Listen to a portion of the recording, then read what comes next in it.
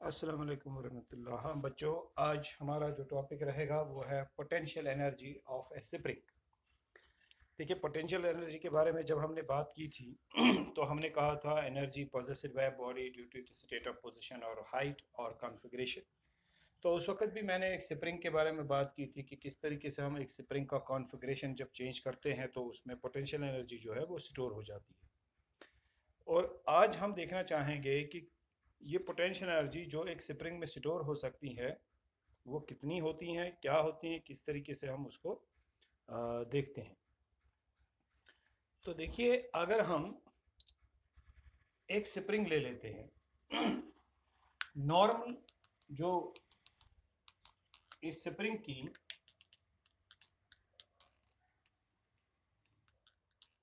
की जो normal configuration है वो कौन सी है, वो है ये वाली कॉन्फ़िगरेशन जो हमने इस वाले फिगर में दिखाई है। मतलब एक ब्लॉक हमने यहाँ पर एक हल्का सा ब्लॉक जो है स्प्रिंग के साथ अटैच किया है। स्प्रिंग मान लीजिए एक हार्ड स्प्रिंग है, ये बिल्कुल बैंड वगैरह नीचे की तरफ नहीं जा हो जाएगा। ये एक बिल्कुल स्ट्रेट इस तरीके से हॉरिजॉन्टल डायरेक्शन में रहेगा। एक रिजिड सपोर्ट के साथ हमने इसको बांध लिया है एक एंड पर, और दूसरे एंड पर हमने एक ब्लॉक जो है इसके साथ बांध दिया है। अब जरा देख लीजिए, ब्लॉक क्यों है? क्योंकि हम देखना चाहते हैं कि जो मूवमेंट होगी कि कितनी डिस्प्लेसमेंट इस स्प्रिंग में आ सकती हैं जब हम इस पर कोई फोर्स अप्लाई करेंगे। तो वो डिस्प्लेसमेंट हम डिस्प्लेसमेंट ऑफ द ब्लॉक से ही मेजर करेंगे या ऑब्जर्व करेंगे उसको। आप देखते जाइए कैसे। जब बिल्कुल कोई फोर्सेस नहीं है स्प्रिंग पर, बिल्कुल अपने नॉर्मल इक्विलिब्रियम स्टेट में ये है, तो ये इस स्टेट में उस वक्त है x is equal to zero. X is equal to zero का मतलब क्या है? ये इसकी मीन पोजीशन है, इक्विलिब्रियम पोजीशन है। अगर हम इसको थोड़ा सा खींचेंगे, मान लीजिए यहाँ पकड़ के इधर खींचेंगे, तो फिर ये जो इसकी इक्विलिब्रियम पोजीशन है, ये पोजीशन, ये ब्लॉक जो है यहाँ से यहाँ आ जाएगा। ये अब इसकी नई पोजीशन रहेगी। अब जो इसकी पहली वाली पोजीशन थी, नई पोजीशन अब कितनी है? ये ब्लॉक कितना आगे चला गया है, ये ब्लॉक कितना आगे बढ़ गया है, इसकी डिस्प्लेसमेंट हुई है x। मतलब ये हुआ कि जो इसकी मीन पोजीशन है, उस मीन पोजीशन से ये आगे इसकी डिस्प्लेसमेंट x हो रही है। ये क्यों हुई है? जब हमने इसको खींचा है, जब हमने एक एक्सटर्नल फोर्स इस पर अप्लाई किया है। आप उसको डिफॉर्मिंग फोर्स भी कहते हैं, क्योंकि जिस फोर्स से आप एक स्प्रिंग को या किसी ऐसी चीज को, एक रबर को, रबर बैंड को अपने ओरिजिनल या इक्विलिब्रियम पोजीशन से, स्टेट से जब आप उसको बाहर करते हैं कोई फोर्स अप्लाई करके, या तो आप उसको एक्सपेंड करते हैं या फिर आप फोर्स अप्लाई करके उसको कंप्रेस करते हैं, ऐसे फोर्सेस जो उसके फॉर्म को चेंज करेंगे उनको हम डिफॉर्मिंग फोर्सेस कहते हैं।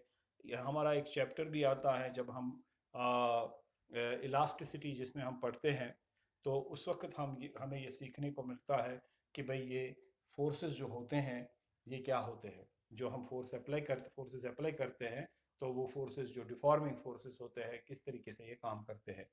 बहरहाल ये तो एक कॉमन सेंस है कि जब आप एक स्प्रिंग को, मान लीजिए इस ब्लॉक को जब आप पकड़ लेंगे और उसको जब आप आगे खींचेंगे, इस तरफ खींचेंगे, तो आपको एक एक्सटर्नल फोर्स अप्लाई करना पड़ रहा है, जिसकी वजह से स्प्रिंग एक्सपैंड हो रहा है और अब ये इस फॉर्म में आ रहा है।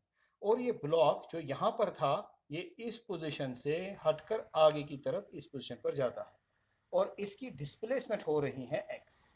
ये डिस्प्लेसमेंट न खाली ब्लॉक की डिस्प्लेसमेंट है, लेकिन इसको डिस्प्लेसमेंट इन द स्प्रिंग भी माना जाएगा। हमने ब्लॉक इसीलिए इसके साथ बंद कर दिया है, जोड़ दिया है, जॉइंट फिक्स किया हुआ है, ताकि हमें डिस्प्लेसमेंट का अंदाजा सही से हो जाए। अगर खाली स्प्रिंग रहेगा तो डिस्प्लेसमेंट का शायद सही से अंदाजा ना हो जाए। तो इस तरीके से हमने जब इस ब्लॉक को आगे खींचा, तो ब्लॉक इस पोजीशन से निकलकर इस पोजीशन तक, यानी इस पोजीशन तक पहुंच गया। और जो इक्विलिब्रियम पोजीशन थी, जहां हमने x is equal to zero, यानी no displacement in the block, अब नो डिस्प्लेसमेंट नहीं है बल्कि अब डिस्प्लेसमेंट है x। ठीक है ना? अगर यहां पर हम इसको छोड़ देंगे तो एक रेस्टोरिंग फोर्स पैदा हो जाएगा, जो रेस्टोरिंग फोर्स इसको वापस लाएगा। आप जानते हैं कि जब एक रबर बैंड को आप खींचते हैं, आपका अप्लाइड फोर्स, एक्सटर्नल फोर्स, एक डिफॉर्मिंग फोर्स होता है जो इसको डिफॉर्म करता है। जब आप इसको छोड़ते हैं, रिलीज करते हैं, तो ये स्प्रिंग न, ये रबर बैंड या ये स्प्रिंग न सिर्फ अपने पोजीशन तक आ जाता है, अपने फॉर्म में आ जाता है, बल्कि थोड़ा सा कंप्रेस हो जाता है। यानी ये अगर हम यहाँ पर छोड़ देंगे तो ये वापस तो लौटेगा लेकिन थोड़ा सा कंप्रेस होगा। तो ये देखिए ये यहाँ आ रहा है, पीछे आ रहा है, और इस स्प्रिंग में आप देख सकते हैं कंप्रेशन पैदा हो रहा है। अब ये कितना पीछे जाएगा? उतना ही पीछे जाएगा जितना आपने इसको आगे ले लिया था। तो मतलब ये हुआ जितना आगे की तरफ आपने इसको डिस्प्लेस किया था, वापस लौटते वक्त ये मीन पोजीशन से उतना ही पीछे डिस्प्लेस होगा। और इस तरीके से ये टू एंड फ्रो जो है मूव करेगा या वो ऑसिलेट करेगा जब तक कि ये फिर अपनी ही ओरिजिनल पोजीशन पर रेस्ट में आएगा। ये इस तरीके से स्प्रिंग का हो जाता है। लेकिन अब अगर हम देखें कि जब हमने इस स्प्रिंग को स्ट्रेच किया था, जब हमने इसको मान लीजिए एक्सपेंड किया था, तो हमने कोई फोर्स अप्लाई किया था, और जब वो वापस आ गया तब भी इस पर एक फोर्स आ गया और उस फोर्स ने इसको वापस खींचा और वापस उसको अपनी फॉर्म तक लेके आया। और फिर जब ये वापस आ गया, ये अपनी ओरिजिनल पोजीशन पर, इक्विलिब्रियम पोजीशन पर नहीं रुका, बल्कि थोड़ा सा पीछे आकर इसने स्प्रिंग को कंप्रेस कर दिया। ये जो वापस इसको लौटा रहा है, वापस ले आ रहा है फोर्स, इसको आप क्या कहते हैं? आप इसको रेस्टोरिंग फोर्स कहते हैं। इस पोजीशन में जब हमने कोई डिस्प्लेसमेंट इस स्प्रिंग को नहीं दी थी, क्या कोई रेस्टोरिंग फोर्स वहां पर था? बिल्कुल नहीं था। लेकिन जब हमने इसको डिस्प्लेस किया आगे की तरफ और फिर छोड़ दिया, तो रेस्टोरिंग फोर्स इसमें बन गया, और उस रेस्टोरिंग फोर्स ने इसको वापस, वो रेस्टोरिंग फोर्स इसको वापस लेके आया। यानी अगर आप एक रबर बैंड भी ले लेते हैं और आप उसको ना खींचते हैं ना कंप्रेस करते हैं, तो क्या उसमें कोई रेस्टोरिंग फोर्स होगा? नहीं होगा। लेकिन जब आप उसको खींचने लगेंगे, डिफॉर्मिंग फोर्स अप्लाई करने लगेंगे, एक्सटर्नल फोर्स से उसको खींचने लगेंगे, तो अंदर एक रेस्टोरिंग फोर्स जो है वो पैदा होगा। A restoring force will come into play as soon as you are stretching this rubber band. तो जैसे ही आप इसको स्ट्रेच कर रहे हैं, एक रेस्टोरिंग फोर्स अंदर पैदा होगा in a direction opposite to the direction of the applied force or external force or deforming force. जो डिफॉर्मिंग फोर्स आपने अप्लाई किया उसके अगेंस्ट, यानी आपने इसको खींचा किस तरफ? इस तरफ। रेस्टोरिंग फोर्स की तरफ आ गया, इस तरफ आ गया। जो डिस्प्लेसमेंट हो रही है उसके अपोजिट रेस्टोरिंग फोर्स आ रहा है। तो दो चीजें, दो बातें इस रेस्टोरिंग फोर्स के लिए सही यहां पर है। एक ये कि ये रेस्टोरिंग फोर्स तभी होगा जब डिस्प्लेसमेंट होगी मीन पोजीशन से, इक्विलिब्रियम पोजीशन से, जब आप इसको डिस्प्लेस करेंगे आगे की तरफ या पीछे की तरफ। अगर आपने इसको कंप्रेस किया अप्लाइड फोर्स से, इस तरफ लेके आए, तो रेस्टोरिंग फोर्स इस स्प्रिंग में आगे की तरफ बनेगा, क्योंकि आप डिफॉर्मिंग फोर्स अप्लाई कर रहे हैं पीछे की तरफ। स्प्रिंग कंप्रेस हो रहा है, रेस्टोरिंग फोर्स इसको वापस रिलीज करने की कोशिश करेगा। तो restoring force is always opposite to the direction of displacement. Restoring force जो है, जब आप इसको खींच रहे हैं, रेस्टोरिंग फोर्स इस तरफ हो रहा है। जब आप इसको कंप्रेस कर रहे हैं, रेस्टोरिंग फोर्स उस तरफ आ रहा है। जिस तरफ आप डिस्प्लेसमेंट दे रहे हैं उसके अपोजिट रेस्टोरिंग फोर्स है। इधर आप डिस्प्लेसमेंट इस तरफ दे रहे हैं तो रेस्टोरिंग फोर्स इस तरफ है। इधर आप डिस्प्लेसमेंट इस तरफ दे रहे हैं, रेस्टोरिंग फोर्स इस तरफ है। तो restoring force is always opposite to the direction of displacement. Number one. Number two, ये रेस्टोरिंग फोर्स तभी आ जाएगा जब डिस्प्लेसमेंट होगी। उतना ज्यादा होगा जितनी ज्यादा डिस्प्लेसमेंट होगी। यानी अगर आप इसको खींचते रहेंगे, खींचते रहेंगे, खींचते रहेंगे, उतना ही ज्यादा रेस्टोरिंग फोर्स बनता रहेगा। या अगर आप इसको कंप्रेस करते रहेंगे, करते रहेंगे, करते रहेंगे, उतना ही ज्यादा रेस्टोरिंग फोर्स अपोजिट डायरेक्शन में होगा। तो हम कहेंगे कि ये जो रेस्टोरिंग फोर्स है, मैं इसको एफ आर से डिनोट करूंगा। restoring force, it is directly proportional to what? Displacement, and it acts opposite to the direction of displacement. तो मैं लिखूंगा यहाँ पर FR यानी restoring force is directly proportional to minus x. What is x? Displacement about the mean position, displacement about the equilibrium position.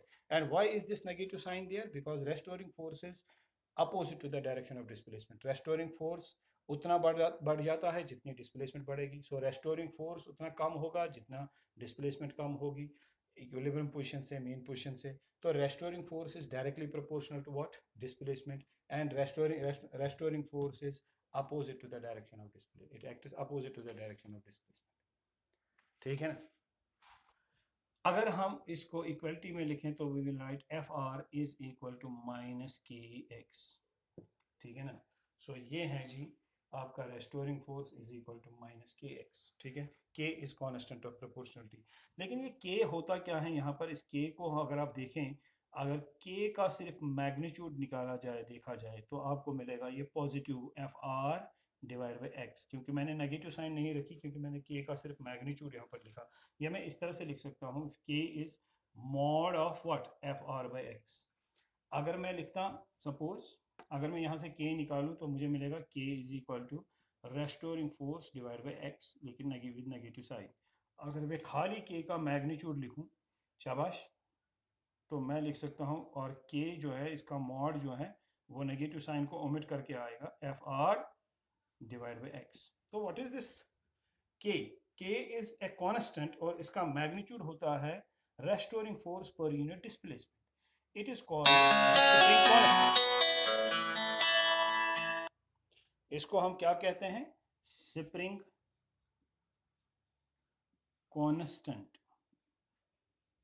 This is called the spring constant. इसको spring constant कहा जाता है। और स्प्रिंग कांस्टेंट का मतलब यहाँ पर क्या है भाई? स्प्रिंग कांस्टेंट का मतलब यहाँ पर है restoring force per unit displacement.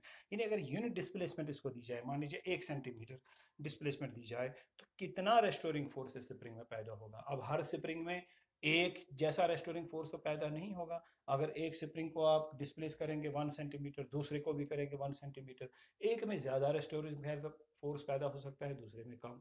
तो एक का स्प्रिंग कांस्टेंट ज्यादा हो सकता है, दूसरे का कम। अब ये स्प्रिंग कांस्टेंट के जो है, इसका यूनिट तो सीधे ही आएगा न्यूटन पर मीटर। भाई क्यों? ये न्यूटन में है और ये डिस्प्लेसमेंट मीटर्स में है, ऐसा यूनिट में।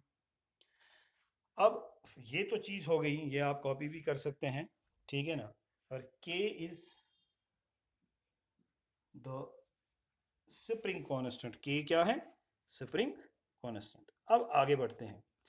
अब जरा देख लेते हैं कि भाई स्प्रिंग कांस्टेंट है, तो अगर आपने रेस्टोरिंग फोर्स, अगर आपने इसको अप्लाई किया है force, external force, deforming force, तो रेस्टोरिंग फोर्स पैदा हो गया।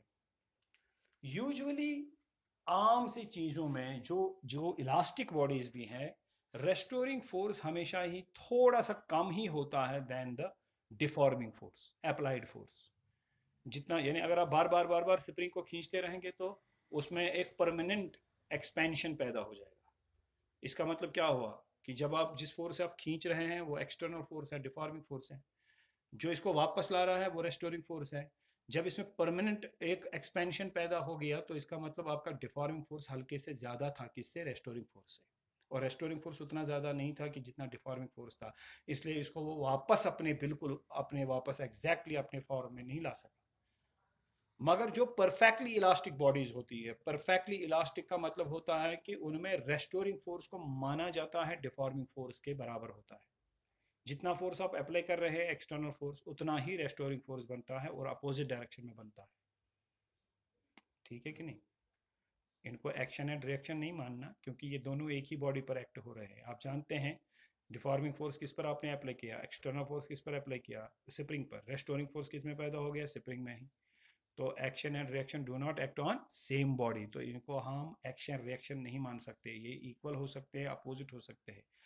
मैंने कहा एग्जैक्टली इक्वल ये नहीं होते हैं, अपोजिट तो होते हैं। एग्जैक्टली इक्वल ये परफेक्टली इलास्टिक बॉडीज में हो सकते हैं, मगर परफेक्टली इलास्टिक बॉडी एक आइडियल केस है। प्रैक्टिकली कोई भी बॉडी परफेक्टली इलास्टिक नहीं है। तो प्रैक्टिकली डिफॉर्मिंग फोर्स और रेस्टोरिंग फोर्सेस बराबर नहीं होते, अपोजिट तो होते हैं लेकिन एग्जैक्टली इक्वल नहीं होते। एक थोड़ा सा फर्क होता है, अप्रोक्सीमेटली इक्वल हो सकते हैं। मगर हम यहाँ पर for the sake of simplicity लिखेंगे कि ये दोनों इक्वल है, अपोजिट तो है ही, तो लिहाजा हम लिखेंगे for the sake of simplicity, अपनी आसानी के लिए हम लिखेंगे क्या? The external force. कौन सा है external force? E F external, जो हमने अप्लाई किया जिससे ये एक्सपैंड हो गया, is equal to what? Minus times restoring force. वो इक्वल है, अपोजिट है। हालांकि मैंने कहा एग्जैक्टली इक्वल नहीं होता है, लेकिन यहाँ पर हम for the sake of simplicity इनको इक्वल ही मान के चलेंगे। एंड तो एक्सटर्नल फोर्स किसके बराबर बनेगा? ये एक्सटर्नल फोर्स बनेगा negative of F R. Negative of F R क्या बनेगा? ये तो पहले ही माइनस है, इधर भी एक माइनस आ गया, तो ये बनेगा प्लस के एक्स। तो while restoring force is minus kx, so the external force or deforming force is plus kx, equal and opposite. ठीक है। आप चाहें तो इधर आप डिस्प्लेसमेंट पर एक वेक्टर साइन भी डाल सकते हैं, because it is a vector quantity, तो फिर ये एफ पर भी एक वेक्टर साइन ही आएगा।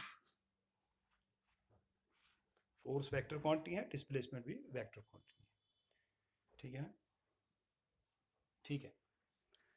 नाउ अब एक्सटर्नल फोर्स हमने कितना अप्लाई किया, के एक्स, ठीक है। अब मान लीजिए कि हम इतना एक्सटर्नल फोर्स अप्लाई कर चुके हैं और ये ब्लॉक इधर आ गया, स्प्रिंग एक्सपैंड हो गया। या मैं एक ग्राफ के जरिए भी दिखा सकता हूं कि ये एफ restoring force, या displacement, and restoring force is directly proportional to displacement. इस तरीके से ग्राफ आ सकता है, ठीक है। हाँ भाई, ठीक है। अब जरा आगे देख लेते हैं।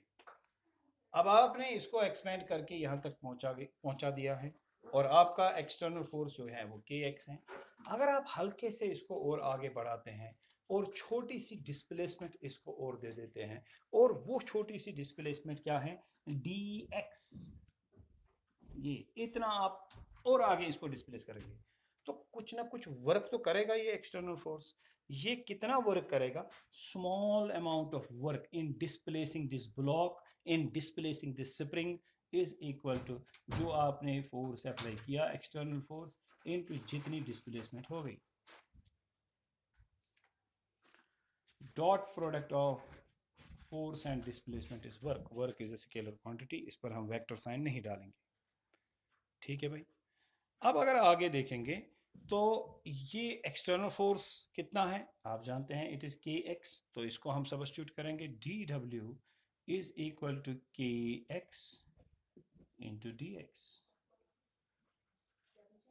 अगर इसको डॉट प्रोडक्ट से हटा देंगे तो फिर हम लिख सकते हैं x D X cos of theta, क्योंकि आप जानते हैं या तो आप लिखना है F dot S work, vector F dot vector S is work, या फिर आप लिखेंगे F S cos theta, magnitude of force into magnitude of displacement into cos of angle. तो यहां पर भी है एक्स, शाबाश, डिस्प्लेसमेंट, सॉरी के एक्स ये फोर्स है external force, into delta D x ये क्या है, डिस्प्लेसमेंट हो गया, force into displacement, F dot S, ये एफ ये डॉट एस के बदले वेक्टर। अगर इसको इस फॉर्म में लिखेंगे तो कैसे लिखना होगा, शाबाश, हम लिखेंगे f का मैग्नीट्यूड, dx का मैग्नीट्यूड और cos ऑफ थीटा। जरा यहां पर लिखते हैं तो हम लिखेंगे कि छोटा सा ये जो वर्क है, हाँ, ये जो वर्क हो गया dw, ये वर्क किसके बराबर है, ये वर्क है अब, शाबाश, फोर्स इनटू डिस्प्लेसमेंट, हम इसको लिख सकते हैं kx dx cos theta. Now theta कौन सा एंगल है, एंगल बिटवीन फोर्स, फोर्स कितना है के एक्स, एंड डिस्प्लेसमेंट, डिस्प्लेसमेंट कितनी है D x, angle between force and displacement is theta. अब फोर्स एक्सटर्नल फोर्स यहां से आपने किया हुआ है, डिस्प्लेसमेंट भी उधर ही हो रही है, तो एंगल बन गया zero, because force and displacement are in the same direction, so angle zero है, तो हम लिखेंगे इस तरह से K x D X cos of zero, तो हमें मिलेगा D W is equal to K x D X, ठीक है। अब अगर हमने इसको मेन पोजीशन से, यानी जब एक्स जीरो है, यहां से हमने उसको किसी नई पोजीशन तक हमने डिस्प्लेस किया है और उस नई पोजीशन पर डिस्प्लेसमेंट एक्स है, so if we are displacing it from X is equal to zero, that means equilibrium position और मेन पोजीशन और ओरिजिनल पोजीशन। इस ओरिजिनल पोजीशन से अगर हम किसी नई पोजीशन तक इसको डिस्प्लेस कर रहे हैं, एंड दैट मीन पोजीशन पर डिस्प्लेसमेंट कितनी होगी, जीरो, उस नई पोजीशन पर डिस्प्लेसमेंट कितनी है, सपोज एक्स, तो टोटल वर्क कितना लगेगा, टोटल वर्क लगेगा, शाबाश, W is equal to integration of this के x D x within the limits, शाबाश, x is equal to zero, यानी जीरो टू x, जो डिस्प्लेसमेंट है इसके लिए लिमिट है जीरो टू x, यानी मैंने इसको डिस्प्लेस किया है इस पोजीशन से, जीरो, जब डिस्प्लेसमेंट जीरो थी, इक्विलिब्रियम पोजीशन, मेन पोजीशन या ओरिजिनल पोजीशन कहिए, इस पोजीशन से एक नई पोजीशन तक, और वो नई पोजीशन पर डिस्प्लेसमेंट कितनी है x, तो टोटल वर्क कितना लगेगा, integration of this small work within the limit zero to x। अब जब आप इसको इंटीग्रेट करेंगे तो क्या मिलेगा आपको, W इज इक्वल टू, शाबाश, K बाहर, integration of x dx within the limit is 0 to x। ठीक है, फिर w इज इक्वल टू शाबाश k। अब इसका पावर क्या है 1, तो power plus 1 divide by power plus 1 वो क्या आएगा 1 प्लस 1 डिवाइड बाई 1 प्लस 1। ऐसे हम इंटीग्रेट करते हैं, power plus 1 divide by power plus 1 0 to x। फिर आगे बढ़े, what is this w equal to, it is equal to k, this is x square divide by 2 and the limits are 0 to 2।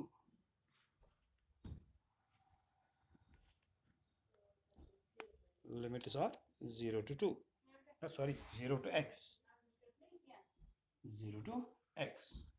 w is equal to k x square by 2, limits are 0 to 2, so w is equal to k divided by 2 x square limits 0 to 2। मैं 0 to 2 क्यों लिख रहा हूँ भाई, 0 to x। ठीक है, अब यहाँ पर कर लेते हैं पूरा इसको।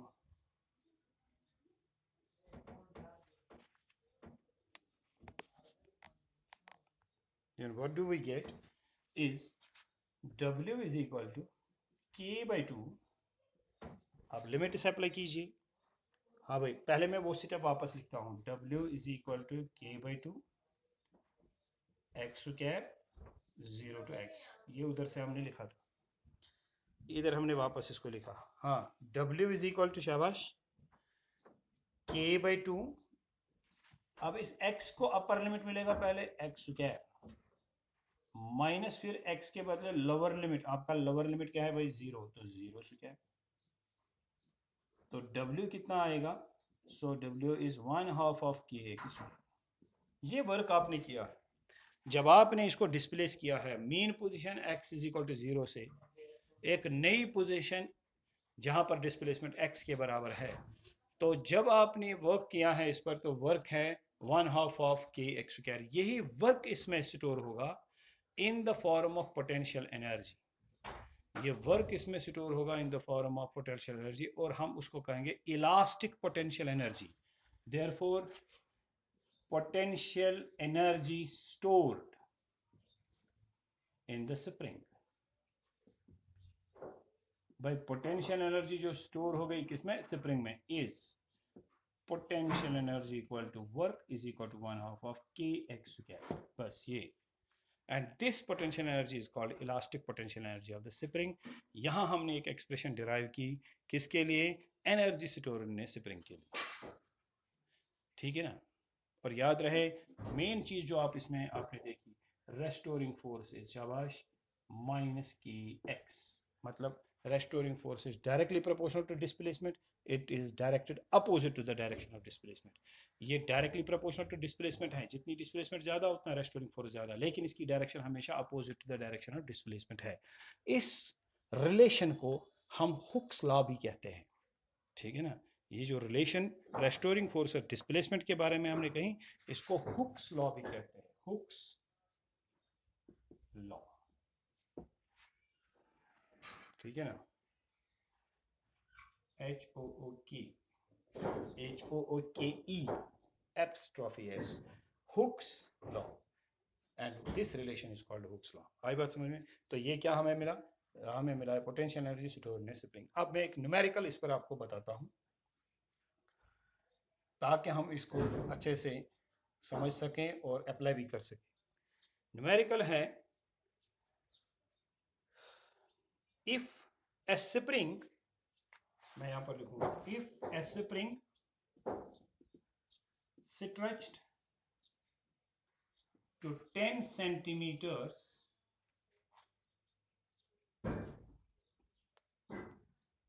stores potential energy of 5 joules।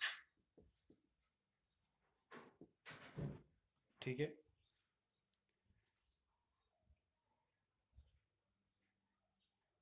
calculate the work done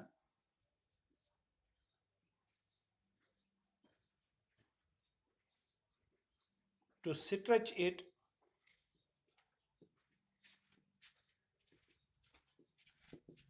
calculate the work done to stretch it through additional 10 centimeters.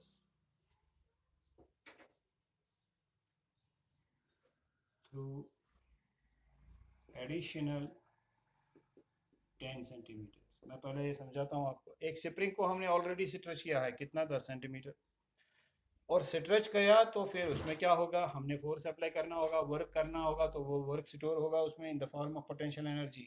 तो जब हम इसको 10 सेंटीमीटर तक स्ट्रेच कर रहे हैं तो उसमें जो पोटेंशियल एनर्जी स्टोर हो रही है, इलास्टिक पोटेंशियल एनर्जी, वो है 5 जूल।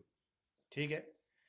अब कहा गया कि और 10 सेंटीमीटर इसको आगे बढ़ाओ स्ट्रेच करते हुए, और 10 सेंटीमीटर आगे स्ट्रेच करो, और बताओ कि उसके लिए कितना वर्क करना पड़ेगा। 10 सेंटीमीटर पहले ही स्ट्रेच किया हुआ है, उसके लिए भी वर्क किया गया है, और वो वर्क इसमें स्टोर हुआ है इन the form of elastic potential energy, और वो पोटेंशियल एनर्जी है 5 जूल। और 10 सेंटीमीटर आगे बढ़ाते जाएंगे तो बताना है कि कितना पोटेंशियल एनर्जी जो है और कितना वर्क उसके लिए हमें करना पड़ेगा। देखिए, आप जानते हैं कि जो पोटेंशियल एनर्जी होती है, ये मैं एक क्वेश्चन रब कर सकता हूं। तो आप जानते हैं कि जो पोटेंशियल एनर्जी होती है, इसके लिए अभी अभी आपने एक्सप्रेशन निकाली 1/2 ऑफ एक्स स्क्वायर, और 1/2 ऑफ के एक्स स्क्वायर, के इज स्प्रिंग कांस्टेंट, तो ये 1/2 ऑफ के एक्स स्क्वायर वही से दिया हुआ है, 5 जूल है। कितना है? 5 जूल्स।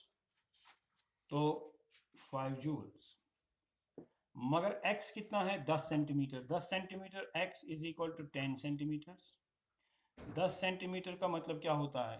इसको डिवाइड बाय 100 करो तो ये मीटर में कन्वर्ट हो जाएगा। ठीक है ना?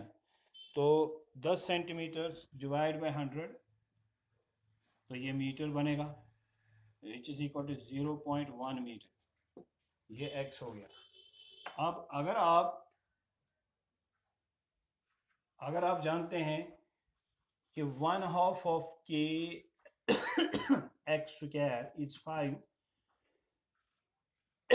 यहाँ दिया हुआ है 5 जूल्स जो इसमें एनर्जी स्टोर हुई है, तो इसके लिए k का वैल्यू क्या आएगा? 2 × 5 डिवाइड बाई एक्स स्क्वायर, वो बनेगा 10 divide by x square. X square is 0.1 square,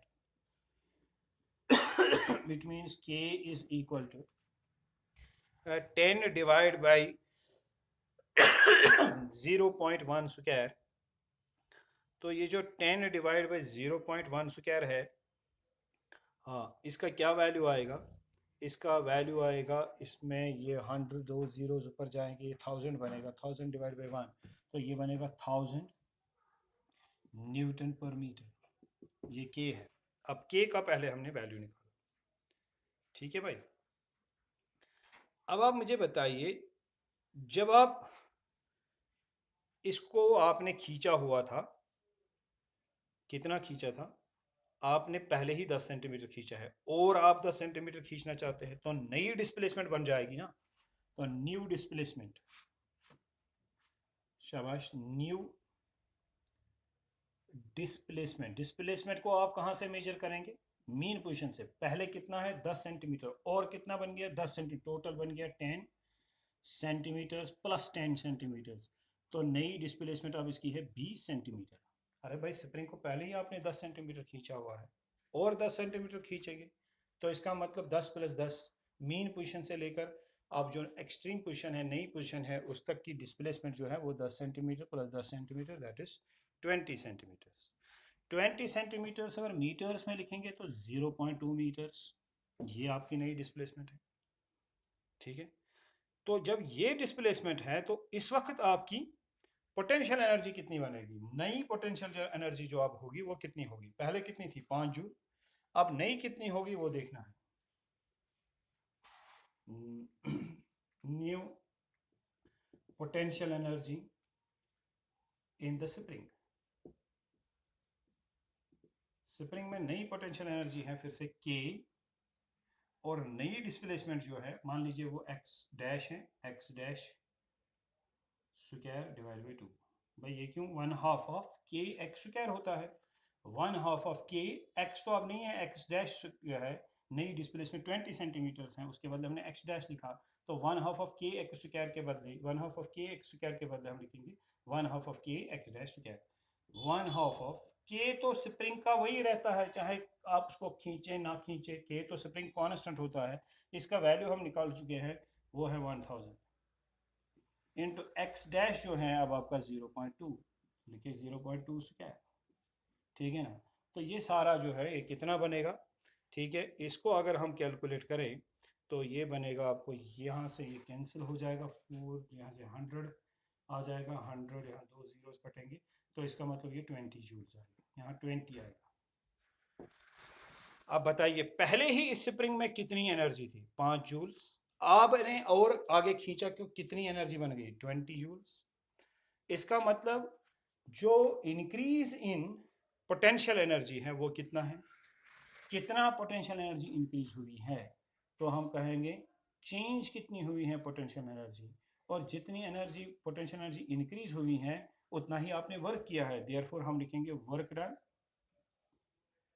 is equal to change in potential energy delta PE, और वो कितना है, नई एनर्जी 20 जूल्स, पुरानी energy 5 joules, so 20 minus what 5, 20 minus 5 and that is 15 joules. आपने कितना वर्क किया है, नए सिरे से आपने वर्क किया है 15 जूल्स। 10 सेंटीमीटर पहले आपने खींचा था, उसके लिए आपको 5 जूल वर्क करना पड़ा था, और आपने और 10 सेंटीमीटर आगे बढ़ा के खींचा तो उसके लिए आपको 15 जूल्स करना पड़ रहा है। और क्यों, क्योंकि आप पहले देखते थे पहले कितनी वर्क एनर्जी थी, 5 जूल। जब आपने 10 सेंटीमीटर और खींचा, टोटल अब कितनी एनर्जी है, वो 20 जूल। तो कितना चेंज हो गई है एनर्जी, कितना इंक्रीज हो गई है पोटेंशियल एनर्जी, 15 जूल। तो वर्क भी आपने इतना ही किया है, ठीक है। तो थैंक यू वेरी मच, आज के इस लेक्चर में इतना ही।